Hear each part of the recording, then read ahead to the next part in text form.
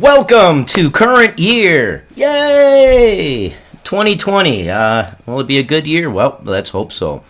But in Hong Kong, not so much just yet. NBC News. Hong Kong. Police clash with protesters as thousands join New Year's Day rally. Now this next little sentence is kind of interesting, and here's why. Several protesters were carrying American flags to show gratitude for backing of legislation supporting human rights in Hong Kong.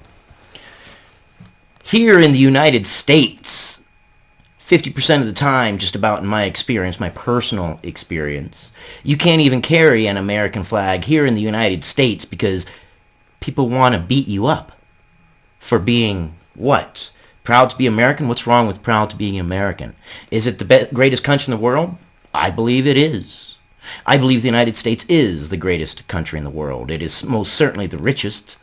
It most certainly is very diversified. No matter what people try to tell you, we are very diversified. So why do people in the United States get mad at you when you carry an American flag? It's like we're little children who always get their way, and we've become little brats, and all the other children around the world are looking at us, and they'll carry American flags because they don't have freedom, but we do, and sometimes I think we take that for granted. There's nothing wrong with being proud to be American and being proud of freedom. People died. They gave their very lives, the greatest sacrifice they could ever give for your freedom. You're darn right you should be proud of that. Let's read this. Hong Kong. A police-approved march attended by tens of thousands of Yes, welcome to the new year. A police-approved march attended by tens of thousands in Hong Kong on New Year's Day escalated into violence, with police firing several rounds of tear gas as anti-government protests in the semi-autonomous city continued into the new year. And yes, I believe they should remain to be autonomous. I don't believe China should gobble them up. They don't want it. They're fighting for their freedom. Sounds a little familiar. A couple hundred years ago, our people were fighting for our freedom from a different government. Freedom fighters around the world are called whatever they're called. If you're the freedom fighters, you're called freedom fighters. If you're the government that the freedom fighters are fighting against, then you're called terrorists or insurgents or any other number of things. You see, the world isn't always black and white, because when you go to the opposing side believes that they are in the right. Hong Kong broadcaster RTHK showed pepper spray and tear gas being deployed against demonstrators in the busy commercial district of Wan Chai Wednesday afternoon as protesters marched from the city's Victoria Park and into Central Business District. That's a lot of people. Good for them. Freedom is not free, and freedom hurts. If you go through your entire life and you are never challenged and you never fight back, then you might want to question whether you're free or not. Because the freer you are, the harder you have to fight for your freedoms. And the harder you fight for your freedoms, the more freedoms you have. And freedom and security kind of play on each other in opposites. The more security you have, the less freedom you have. The more freedom you have, the less security you have. Which means the more freedom you have, the more you have to fight. And if you stop fighting for your freedoms, then your freedoms will start to whittle away. Hong Kong police said in a statement that some protesters started hurling Molotov cocktails as well as vandalizing multiple banks and shops along the route of a public procession, which forced them to prematurely end the march and tell the crowds to disperse. Now, in that part, the protesters would be wrong. Now, you get that mass amount of people together, you cannot control all of them. There is no way you can control all of them. There are going to be instigators in the group. Just the way it is. Human nature. People come up with opportunity to loot, to create havoc, and humans are humans. But overall, the protesters, I believe, are good of heart. They've got their heart in the right spot. They are fighting for freedom. They don't want to be under Chinese rule. I don't want them to be under Chinese rule. I believe they should be free. If they want their freedom, they should have our backing. But in a further escalation Wednesday evening, some protesters dug in, barricading roads, starting fires, and pointed lasers at officers, prompting police to deploy a water cannon and fire more tear gas.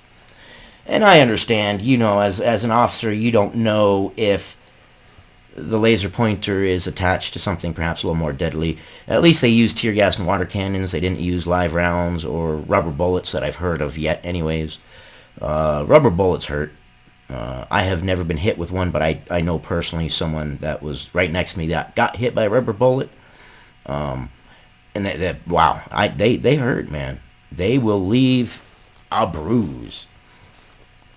Earlier in the day, citizens, young and old, marched in a largely peaceful rally, carrying signs that read, 5 demands, hold on till the end, and never give up.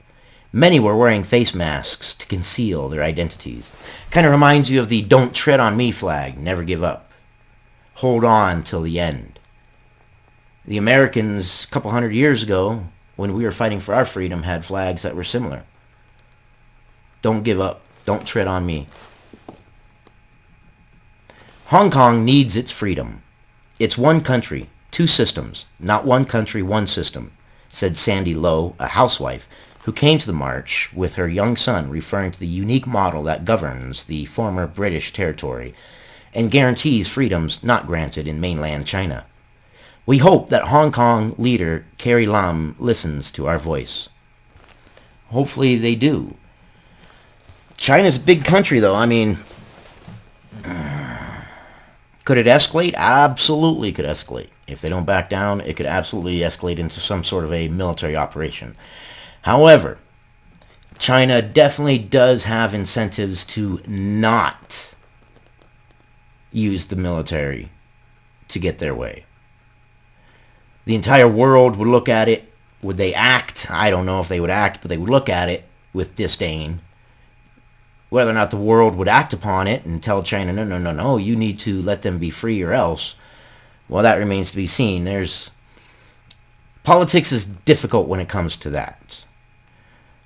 Some people I have gotten into discussions with have said, well, why don't we just go in and send military into Hong Kong to help them win their freedom? Well, because that would drastically escalate things. That's not a smart idea.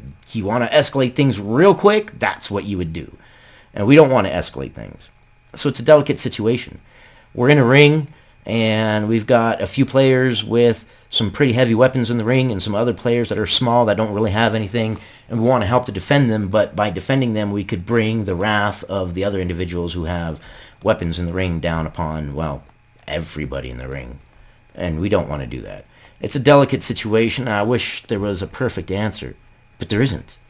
And anybody out there that tells you that there's a perfect answer, because I've had someone go out there and say, oh, this is the perfect answer. No. They're lying to you. There's no perfect answer. God, I wish they get their freedom. Of course. Freedom is beautiful. And I think in the United States, we've taken it for granted. We've had freedom for so long, and we haven't had to fight on our own soil for our hard freedom, as in we haven't had another country come in to try to take our freedom from us and force us to fight tooth and nail for our own freedom in a long time. And so therefore I think we have forgotten the value of freedom. Well, I can tell you what the value of freedom is right now. The value of freedom is millions upon millions of American lives willingly given to you, for freedom, for a government of the people, by the people, for the people. Not a government of the government, by the government, for the government of, or of the people, for the... No, it's of the people, by the people, and for the people. And had we fought for our freedom, like a hard fight for our freedom, not an overseas fight, but a fight really where someone was trying to take our freedoms from us, then we would appreciate our freedoms more. In Hong Kong right now, they're fighting for their freedom, so I guarantee you they appreciate their freedoms right now. Thank God it hasn't become a hard fight. Could it? It could. I hope it doesn't. We deeply appreciate it and are deeply grateful for his support, sales manager Claudia Chin, 26, told NBC News. We are here to thank him. Wearing big sunglasses and a face mask, she added that she hoped 2020 would be the year protesters get their 5 demands, including universal suffrage. Imagine in your city, if you will, that your city had been free for a very, very long time. And then due to a time that was preordained in the past in which you would be switched over to, let's pick a country, China. Let's go ahead and pick China. Yeah, let's go ahead and pick China. And so the Chinese government was coming in to claim your city that you're sitting in right now. Would you fight? Would it make you appreciate your freedom? Does it make you appreciate your freedom right now that you don't have to fight? Never for a second take freedom for granted. Never for a second take freedom of speech for granted either. Because freedom of speech and freedom as a whole are hand in hand. You can tell how free a society is by how free their speech is. Now look around at YouTube and everything else and how our speech is being forced.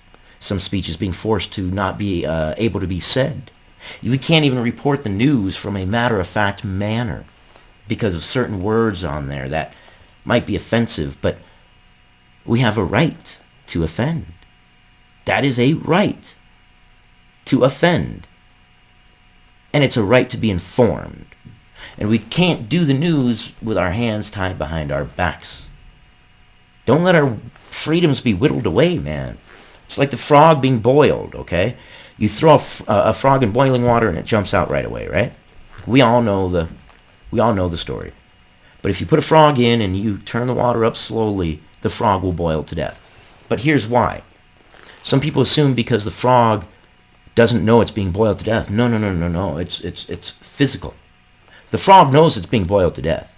It's the same thing as if you are in a hot tub and you're in a hot tub for too long, your blood pressure goes up and you physically cannot move. You can die if you're in a hot tub for too long. Well, the frog is in a hot tub and you're just bringing up that temperature, bring it up, and it reaches a point where the frog's blood pressure is so high from the heat that it physically cannot get out. Our freedoms are kind of like that. If you whittle away freedoms, if someone comes in and wipes off our freedoms, we're going to notice and we're going to say something and we're going to fight. I believe that.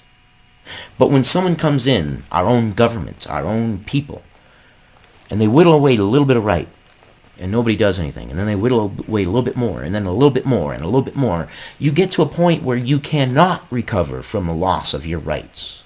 That's why freedom always requires fighting. You must fight for your freedoms, because freedom is never free. Never free. Never take it for granted. People died for you to have these. For months, demonstrators have been pushing for concessions from the government, including full democracy, an amnesty for protesters who have been arrested so far, and an independent investigation into police actions. Hear, hear. I support them on that. Absolutely. Everything should be above board. Everything should be out in the open. This is the year that we really hope these demands will come true, and so do I. So do I. I sure hope that things go well for them. I hope that things don't escalate. I really, really do. But at this point, this is where you get to practice your freedoms. You get to give your opinion. You get to give your opinion in the mode of a thumbs up, a thumbs down, a comment, why you liked it, why you didn't like it, your opinions on it. Should they be free? Should we just back off completely? People died for you to have your opinion. This is your chance to use your opinion. And this is also your chance to see other people's opinions and respect those opinions. If you have differing opinions, that's fine. You can talk it out. But keep it civil. Personal attacks do no good. The minute you use a personal attack, you have lost the debate. And you do your cause more harm than good. That's what I got for you. First video of 2020 for this channel. I hope you guys have a wonderful new year. I hope that everything that you need comes true. And I hope that everybody has freedom. And why not? While we're hoping, I hope there's no violence left in the world. I really, truly do. Violence is abhorrent. I understand the need that as long as violence is in the world, you need counter-violence to counteract that. I got it. I got it. But man, what an awesome world it would be if we didn't have any of this, right? If we could respect each other's opinions, hear it out, and bad opinions could be discussed into the dirt. That's why freedom of speech is important. If we let bad ideas propagate in the shadows, these little bad ideas become big bad ideas. That's what I got. I've rambled long enough. I will see you guys on the next one. Happy current year.